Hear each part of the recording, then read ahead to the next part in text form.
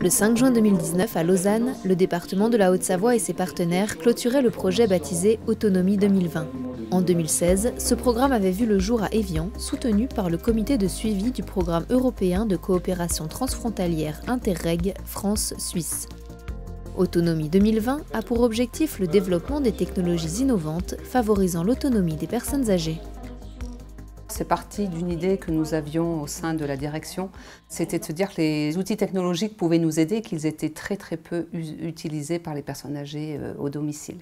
Et donc nous avons été amenés à rencontrer des partenaires suisses qui étaient aussi dans le domaine de la santé et qui partageaient nos idées, nos constats, etc. et qui avaient envie de travailler aussi avec nous sur ce thème-là. La coopération transfrontalière a permis de fédérer élus et experts des deux pays et de récolter une aide financière provenant du Fonds européen de développement régional.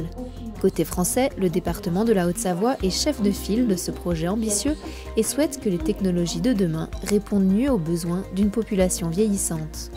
Le département de la Haute-Savoie, territoire très dynamique, territoire jeune mais qui est en vieillissement, avec une problématique de place en maison de retraite.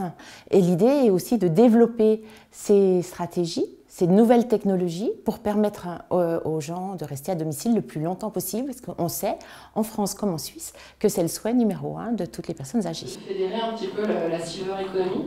Entre 2016 et 2019, Français et Suisses ont planifié 5 actions majeures, réalisant tout d'abord une enquête exclusive auprès des personnes âgées, de leurs aidants et des professionnels afin de mieux cerner leurs attentes en matière de technologie.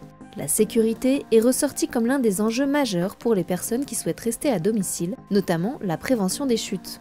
Soutenue par le département, une association annécienne a recensé toutes les innovations déjà présentes sur le marché. On a référencé à peu près 245 projets issus d'entreprises, issus de laboratoires, issus de centres de recherche, issus d'initiatives territoriales. Par exemple, un voile de lit lumineux pour prévenir la chute des personnes âgées et l'absence de leur lit. On a ensuite créé des outils pour permettre à ces structures en lien avec les personnes âgées, hôpitaux, conseils départementaux, EHPAD, de pouvoir travailler avec des entreprises, de pouvoir collaborer. Et ensuite, on a proposé de travailler sur des business models, sur des modèles économiques, comment les entreprises peuvent proposer des modèles économiques qui soient en lien avec les exigences réglementaires et les attentes de ces structures-là. Des expériences à domicile ont été mises en place et un laboratoire vivant a été créé à Lausanne ainsi qu'à Sénaux.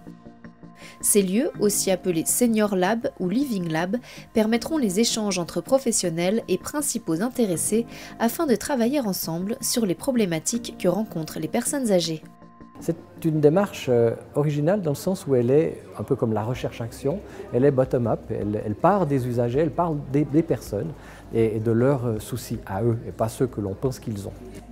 Dernier point important du projet Autonomie 2020, la formation des aidants et professionnels du milieu médico-social afin de permettre une meilleure diffusion des technologies appliquées aux soins à domicile. Un concept de formation modulaire sur les gérontechnologies est en cours d'élaboration entre l'Institut La Source à Lausanne et le département de la Haute-Savoie. Autonomie 2020 touche à sa fin, mais les actions se poursuivent et témoignent de la volonté politique d'améliorer le confort des seniors de part et d'autre de la frontière.